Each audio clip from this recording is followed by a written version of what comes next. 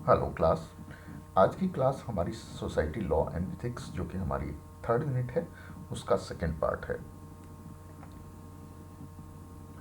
तो सबसे पहले हम देख लेते हैं free and open source softwares क्या होते हैं। तो जब भी कोई कंपनी या कोई इंडिविजुअल कोई सॉफ्टवेयर डेवलप करता है और उसका सोर्स कोड अवेलेबल करा देता है पब्लिक को, और वो पूरा पूरा सॉफ्टवेयर पब्लिक को अवेलेबल फ्रीली करा देता है, तो उस सॉफ्टवेयर को हम free and open source software बोलते हैं। The developer of some application software provide their source code as well as software freely to the public with an aim to develop and improve further with each others help. तो उनका जो M होता है वो क्या होता है कि उनके सॉफ्टवेयर्स में अगर किसी को कुछ डेवलपमेंट्स करने हैं, कुछ चेंजेस करने हैं ताकि वो फर्दर डेवलप हो सके, तो उसको हम बोलते हैं free and open source software. Such software is known as free and open source software, या इनको हम FOSS भी बोलते हैं। इसके एग्जाम्पल हो गए उबंटू ऑपरेटिंग सिस्टम। तो उबंटू ऑपरेटिंग सिस्टम है वो हमारा free and open source software है। अब हम देख लेते हैं फ्रीवेयर। तो कुछ ऐसे सॉफ्टवेयर्स होते हैं जो कि फ्रीली अवेलेबल होते हैं पब्लिक को, लेकिन उनको डाउनलोड करके वो इंस्टॉल करके उस पर काम कर सकते हैं, लेकिन उनका सोर्स कोड पब्लिक को अवेलेबल नहीं होता। तो ऐसे सॉफ्टवेयर्स को हम फ्रीवेयर बोलते हैं। तो sometimes softwares are freely available for use but source code may not be available. Such softwares are called freeware. तो freeware के एग्जांपल हो गए स्काइप, एडोब रीडर, etc। अब हम देख लेते हैं प्रोप्राइटरी सॉफ्टवेयर क्या होते हैं। तो कुछ ऐसे सॉफ्टवेयर्स होते हैं जो कि वेंडर्स के द्वारा या उनके ऑर्गेनाइजेशन के द्वारा पब्लिक को बेचे जाते हैं। उनका सोर्स कोड भी अवेलेबल नहीं होता, और उन सॉफ्टवेयर्स पे उनमें कुछ चेंजेस करने होते हैं, तो वो चेंजेस उस ऑर्गेनाइजेशन के द्वारा या उस इंडिविजुअल के द्वारा ही किए जाते हैं जिसने उन्हें डेवलप किया होता है। तो ऐसे सॉफ्टवेयर्स को हम बोलते हैं proprietary software. When the software to be used has to be purchased from the vendor who has the copyright of the software, then it is a proprietary software. The source code is not publicly available. तो ऐसे software का जो source code होता है वो भी publicly available नहीं होता। Only the company which has developed it can modify it. Software में अगर कुछ मेंटेनेंस करनी होती है, कुछ चेंजेस करने होते हैं, कुछ मॉडिफिकेशंस करने होते हैं, तो केवल वही कंपनी करेगी जिसने उसको डेवलप किया है। इसके एग्जांपल्स हो गए माइक्रोसॉफ्ट विंडोज या कोई खेल जो कि हमारा एंटीवायरस है। ये सारे एग्जांपल्स हो गए हमारे प्रोप्राइटरी सॉफ्टवेयर्स के। अब देखते हैं लाइसेंस क्या होता है। तो लाइसेंस की अगर हम अपने रेगुलर लाइफ की बात करें, तो लाइसेंस कोई एक ऐसा डॉक्यूमेंट होता है जो कि आपको ये परमिशन देता है कि आप कुछ कर सकें या किसी चीज़ को परचेस कर सकें। तो अब हम देख लेते हैं कि हमारे इसमें साइबर लॉज के करस्पॉन्डिंग जो हमारी लाइसेंसिंग है, अ पब्लिक लाइसेंस और a public copyright licence is a licence by which a copyright holder as licensor can grant additional permissions to other to use and even modify the content। तो means मान लीजिए कोई एक copyright holder है, तो वो public licence के तहत बाकी लोगों को कुछ राइट्स दे सकता है, कुछ परमिशंस दे सकता है, और इन द इन इसे हम पब्लिक लाइसेंस बोलते हैं। तो इसके दो एग्जांपल्स हो गए पब्लिक लाइसेंस के। एक तो GNU जनरल पब्लिक लाइसेंस, इसको हम शॉर्ट में GPL भी बोलते हैं, and creative commons licence CC are two popular categories of public licences. तो क्रिएटिव कॉमन्स को हम देख लेते हैं। तो creative commons is use for all kind of creative works like website, music, film, literature, etc। तो इन सभी कैटेगरीज के लिए हम जो हमारा पब्लिक लाइसेंस है क्रिएटिव कॉमन्स है। तो creative commons enables the free distribution of an otherwise copyrighted work. तो क्रिएटिव कॉमन्स उसको फ्री डिस्ट्रीब्यूशन अलाउ करता है। If it is used when an author wants to give people the rights to share, use and build upon a work that has been created। तो means अगर author चाहता है कि उसके काम पे कोई उसने जो काम किया है उसको कोई आगे बढ़ाए और उसको शेयर कर सके, तो वो क्रिएटिव कॉमन्स के तहत पब्लिक लाइसेंस के तहत कर सकता है। अब देखते हैं GNU GPL। तो GNU जनरल पब्लिक लाइसेंस ये मेनली क्रिएटिव कॉमन्स बाकी सारे कॉम्स के उनके लिए यूज करता है, क्रिएशन ऑफ माइंड्स के लिए, लेकिन अगर सॉफ्टवेयर्स हैं तो GNU GPL मेनली सॉफ्टवेयर्स के लिए डेवलप हुआ है। द GNU GPL और simply GPL is primarily design for providing public licence to softwares. तो अगर सॉफ्टवेयर्स में हमें पब्लिक लाइसेंसेस देने हैं तो उसके लिए मेनली GNU GPL डिजाइन हुआ है। It guarantees end user the freedom to run, study, share and modify the software. तो ये क्या गारंटी देता है, क्या परमिशंस देता है एंड यूजर को कि वो सॉफ्टवेयर को रन कर सकें उसको स्टडी कर सकें, उसको शेयर कर सकें और इवन उसको मॉडिफाई कर सकें। अब हम देख लेते हैं साइबर क्राइम क्या होता है। तो साइबर क्राइम एक ऐसी क्रिमिनल एक्टिविटी होती है जिसमें हम एक कंप्यूटर को या तो टारगेट की तरह यूज करें या एक कंप्यूटर को एक टूल की तरह यूज करें क्राइम कमिट करने के लिए। तो cyber crime is a criminal activity that either the computer itself is the target, means computer पे हम कुछ अटैक कर रहे हैं, और the computer is used as a tool to commit a crime, means computer का हम यूज कर रहे हैं किसी क्राइम को कमिट करने के लिए। तो साइबर क्राइम एक इंडिविजुअल के अगेंस्ट हो सकता है, एक ग्रुप के अगेंस्ट हो सकता है, एक ऑर्गेनाइजेशन के अगेंस्ट हो सकता है और इवन एक कंप्लीट टोटल कंट्री के अगेंस्ट भी हो सकता है। इसका जो साइबर क्राइम का मेन इंटेंशन रहता है वो क्या रहता है कि डायरेक्टली या इनडायरेक्टली कोई हार्म पहुंचाया जाए, फाइनेंशियल लॉस किया जाए या मेंटली हैरेस किया जाए। अब हम देखते हैं मालवेयर। मालवेयर का फुल फॉर्म है मैलिशियस सॉफ्टवेयर। तो मैलिशियस मीन्स अगर हम इसकी हिंदी मीनिंग की बात करें तो मीन्स ऐसा कोई भी काम जो कि अच्छी भावना से ना किया गया हो उसको हम मैलिशियस बोलते हैं। तो malware is any software that is design to damage and destroy computer and computer systems. तो ऐसा कोई भी सॉफ्टवेयर जिसको इस भावना के तहत डिजाइन किया गया है कि वो दूसरे कंप्यूटर्स या कंप्यूटर सिस्टम को नुकसान पहुंचाए। तो malware is a common term for any kind of computer software with malicious intent. तो मालवेयर एक कॉमन टर्म है। मालवेयर के अंतर्गत बहुत सारे डिफरेंट टाइप के वायरसेस आ सकते हैं, वॉर्म्स आ सकते हैं, ट्रोजन वायरसेस आ सकते हैं। तो ये एक कॉमन टर्म हो गया मालवेयर, और इसके कई सारे टाइप्स हो गए जैसे virus, worms, Trojan horses etc। तो यहाँ पे ये ट्रोजन हॉर्सेस होना चाहिए। तो कंप्यूटर वायरस भी हमारा एक मालवेयर का टाइप है। तो computer virus is a malware. तो malware is any malicious software. तो computer virus that spreads from one device to another, जो कि एक डिवाइस से दूसरे डिवाइस तक फैलाए जाते हैं। आफ्टर इंटरिंग अ कंप्यूटर, जब भी हमारा जो वायरस होता है कंप्यूटर में इंटर करता है तो वो किसी न किसी प्रोग्राम या किसी फाइल से अपने आप को अटैच कर लेता है। तो उसके बाद क्या होता है, जब तक वो फाइल से अटैच रहता है तो तब तक अटैच रहता है, वो डॉर्मेंट स्टेट में रहता है। लेकिन जैसे ही हम उस फाइल को ओपन करते हैं, उस फाइल को एग्जीक्यूट करते हैं, उस प्रोग्राम को एग्जीक्यूट करते हैं, तो हमारा जो वायरस होता है वो एक्टिवेट हो जाता है। और वायरस एक्टिवेट होने के बाद जो भी वायरस में जिस अकॉर्डिंग उसमें कोडिंग की जाती है वो अपने मैलिशियस काम स्टार्ट कर देता है और अपने आप को रेप्लिकेट करता है। रेप्लिकेट मीन्स अपनी अंदर कॉपीज बनाता है, और कॉपीज बनने के बाद वो सारी कॉपीज अपने आप को दूसरे प्रोग्राम्स या दूसरी फाइल्स से अटैच करती जाती हैं। तो इस तरीके से बाकी सारी फाइल्स भी धीरे धीरे अटैच होना, इन्फेक्ट होना स्टार्ट हो जाती हैं। Most of the virus perform actions that are malicious in nature such as damaging programs, deleting और डिस्ट्रॉइंग डेटा। तो मीन्स इस टाइप का काम वायरस के द्वारा किया जा सकता है। तो virus spread when the software और डॉक्यूमेंट दे गेट अटैच। तो वायरस कैसे स्प्रेड होता है, जब भी मान लीजिए किसी सॉफ्टवेयर डॉक्यूमेंट से उसने अपने आप को अटैच किया होता है और वो एक कंप्यूटर से दूसरे कंप्यूटर में ट्रांसफ़र किया जाता है। कैसे? फाइल शेयरिंग मेथड्स से या ईमेल अटैचमेंट्स के द्वारा। अब हम देख लेते हैं कंप्यूटर वॉर्म। तो वायरस को हमने देखा कि वायरस जब सिस्टम में आता है तो वो अपने आप को किसी फाइल से अटैच कर लेता है, और जब तक हम उस फाइल को ओपन नहीं करते, उस फाइल को एग्जीक्यूट नहीं करते, तब तक वायरस हमारा इनएक्टिवेटेड स्टेट में रहता है। लेकिन वॉर्म्स इस तरीके से काम नहीं करता। वॉर्म एक मालवेयर है जो कि क्या करता है, अपने आप को सेल्फ रेप्लिकेट करता है। इसको ह्यूमन इंटरेक्शन की ज़रूरत नहीं पड़ती रेप्लिकेट करने के लिए, and it does not need to attach itself to a software program in order to cause damage. और ये अपने आप को किसी सॉफ्टवेयर प्रोग्राम से भी डैमेज अटैच नहीं करता, ये अपने आप सेल्फ रेप्लिकेट करके सिस्टम को डैमेज पहुंचाता है। अब हम देखते हैं ट्रोजन हॉर्स। तो ट्रोजन हॉर्स भी एक मालवेयर है।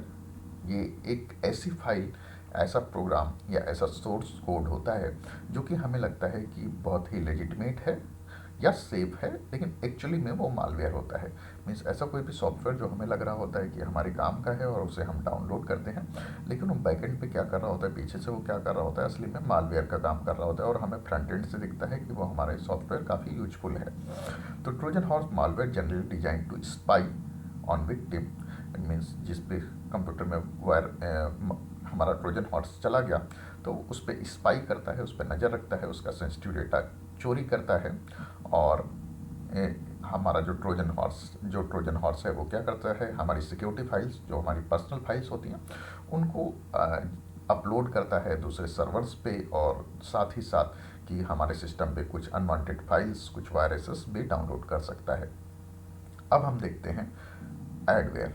एडवेयर क्या होता है? एडवेयर का फुल फॉर्म है एडवर्टाइजिंग सॉफ्टवेयर। तो कभी कभी आपने कुछ सिस्टम्स पे देखा होगा कि बहुत सारे एडवर्टाइजमेंट्स या पॉपअप्स आते रहते हैं कि congratulations you have one an iPhone, या इस टाइप से कुछ कुछ पॉपअप्स रेगुलर आते रहते हैं। तो इसी को हम बोलते हैं एडवेयर। तो adware is the term use for various popup advertisements that show up on a computer और मोबाइल डिवाइस।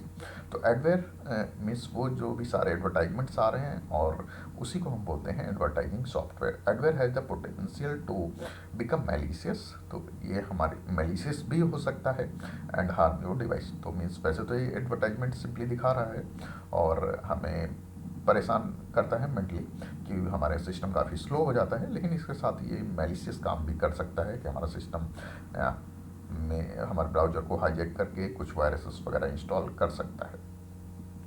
अब हम देखते हैं हैकिंग।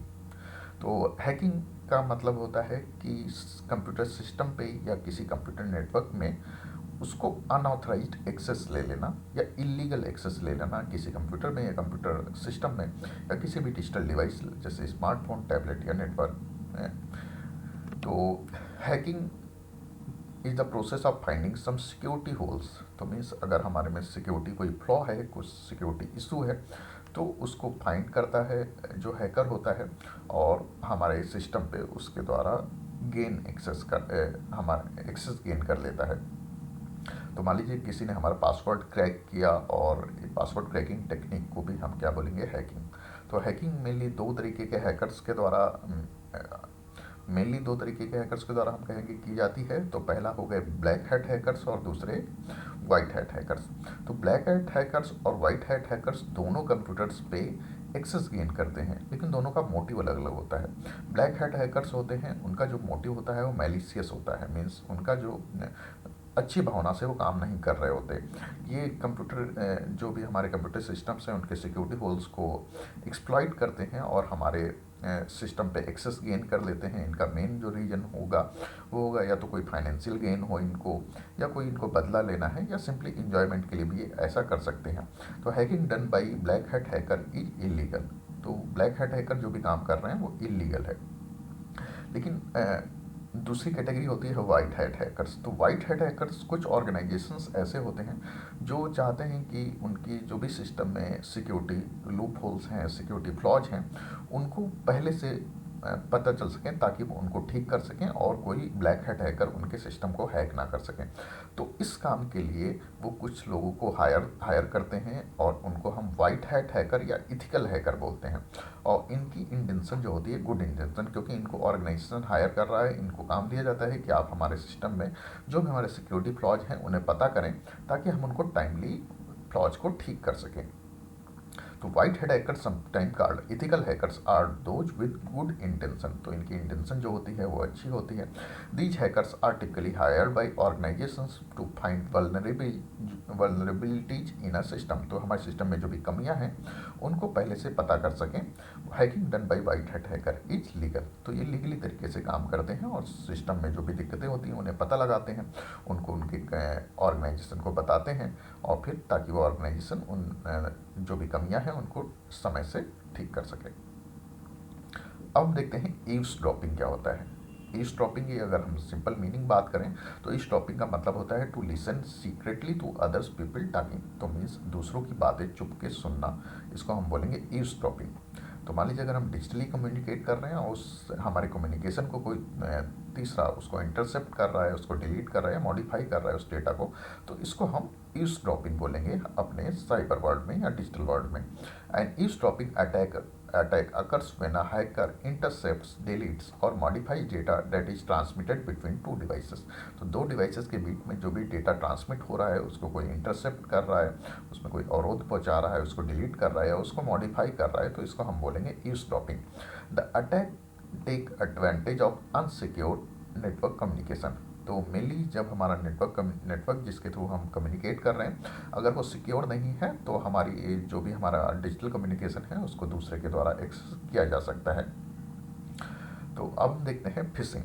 फिशिंग एक अनलॉफुल एक्टिविटी है जिसमें कोई एक ऐसी वेबसाइट डिजाइन की जाती है या कोई एक ऐसा मेल भेजा जाता है जो कि यूजर को लगता है, जिसके पास वो मेल जाता है या जो भी उस वेबसाइट को एक्सेस कर रहा होता है, कि ये एक लेजिटमेट वेबसाइट है, एक लेजिटमेट सोर्स से आया हुआ मेल है और हमसे कुछ जानकारी मांगी जा रही है, तो हम यहाँ पे उसको इंटर कर सकते हैं। तो phishing is an unlawful activity where fake website और ईमेल दैट लुक ओरिजिनल और authentic are presented to the user to fraudulently collect sensitive and personal detail. तो मेन एम होता है कि उससे कुछ उसकी पर्सनल डिटेल कलेक्ट कराई जाए, जैसे कि user name, password, banking, credit card details etc। तो ये सारी डिटेल वहाँ से कलेक्ट की जाए, उनका एम होता है। The most common phishing method is through email spoofing where a fake or forged mail address is used and the user presumes it to be from authentic source. तो user को एक ऐसा mail भेजा जाता है जो उसे लगता है मान लीजिए किसी बैंक से आया है, जेन्युइन मेल है, और वो उस पर अपनी फाइनेंशियल डिटेल्स दे देता है जिससे कि उसको फाइनेंशियली लॉस हो सकता है। तो इस मेथड को हम बोलते हैं फिशिंग।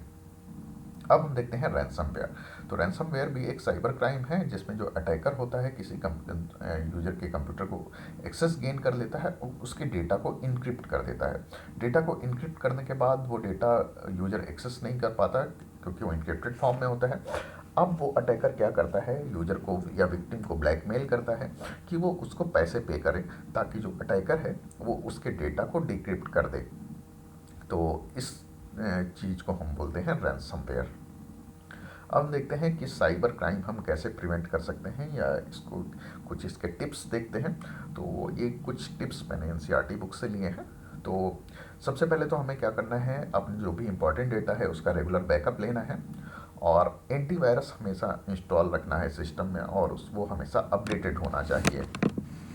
पायरेटेड सॉफ्टवेयर इंस्टॉल नहीं करना है और ऐसी कोई भी वेबसाइट को विजिट नहीं करना है या वहाँ से कुछ भी डाउनलोड नहीं करना है जो कि अनट्रस्टेड हो। जनरली जब हम अनट्रस्टेड वेबसाइट्स को विजिट करते हैं तो उनमें एक सिक्योरिटी सर्टिफिकेट का इशू जो कि हमें ब्राउज़र बता देता है, तो ऐसी वेबसाइट्स को हमें विजिट नहीं करना है जिनके पास सिक्योरिटी सर्टिफिकेट जिनका वेरीफाई नहीं हुआ है।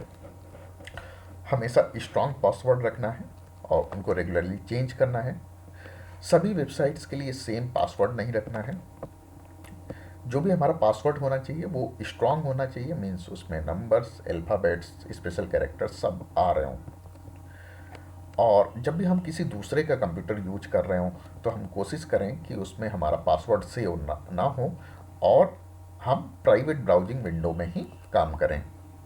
जब भी हम कोई ऑनलाइन ट्रांजैक्शन कर रहे हैं जैसे कि शॉपिंग, टिकटिंग या जब भी हम कुछ इस तरीके की ऑनलाइन वो परचेज कर रहे हैं तो हमेशा सिक्योर साइट्स के ही थ्रू करें। अपने घर पे भी जो भी हमारा वायरलेस नेटवर्क है उसको पासवर्ड के थ्रू प्रोटेक्ट रखें और उस पासवर्ड को हम चेंज करते रहें ताकि कोई दूसरे उसको गेस ना कर सके। अब हम देखते हैं साइबर सेफ्टी। तो साइबर सेफ्टी में साइबर वर्ल्ड में हम कैसे सेफ रह सकते हैं।